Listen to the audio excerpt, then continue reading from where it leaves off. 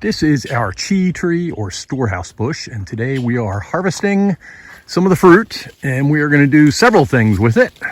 Pull it off here, so we're going to pull it off and we're going to bag it all. I've already started, you can see here, and we are going to dehydrate it. We're going to freeze it, and we're going to put some on the counter and just see how long it lasts before it starts spoiling. So hang out with us and see which preservation method is the best for keeping this long term beyond the frost and freeze, which we're going to get tonight.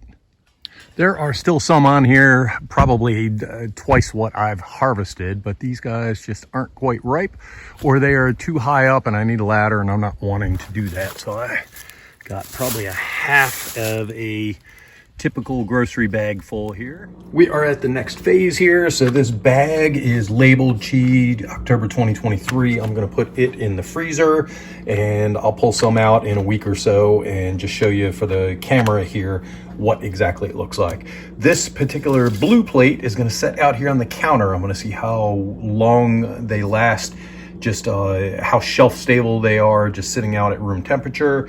This bowl is going to go in the refrigerator, and I'll see how long they last in the refrigerator before we have problems. And the majority of what I have are here in the dehydrator.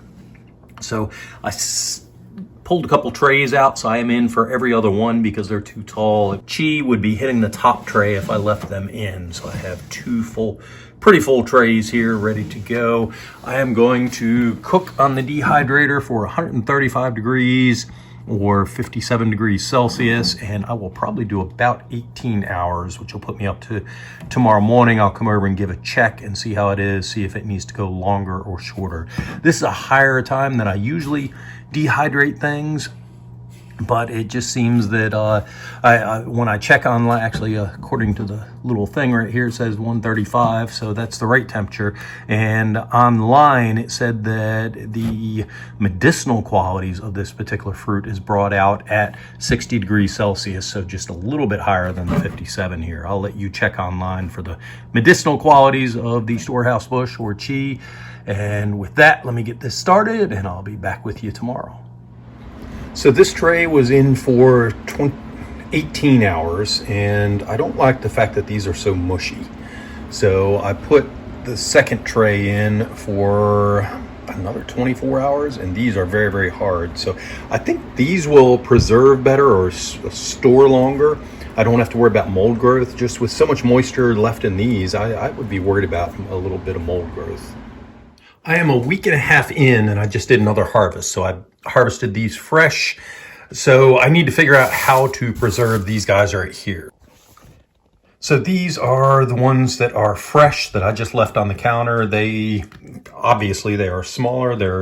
They were dehydrating themselves a little bit. The taste is very similar, about the same as the fresh ones there. These were the refrigerated ones. They are, again, no dehydration. They're actually larger in size. The taste is almost exact to fresh. I don't know how long they would last. I'm going to continue that experiment. And I'll include an update on this in another month or so in the show notes. Let's see. The dehydrated. So the dehydrated one day, I pointed out earlier that they are still a little bit soft. Dehydrated for 2 days, 2 days in the dehydrator. These are hard as a rock. In both cases, they're kind of like figs. So they got much sweeter and much chewier as they were dehydrated. So the texture completely changed. And depending on the use, that may be okay. I would think this would be good for long-term storage. The frozen ones are here, and I went ahead and I defrosted some. So they are much mushier, if you will, more marshmallow-like than the fresh ones, but the flavor is exactly like they were fresh. So as long as texture doesn't matter, the freezing works great.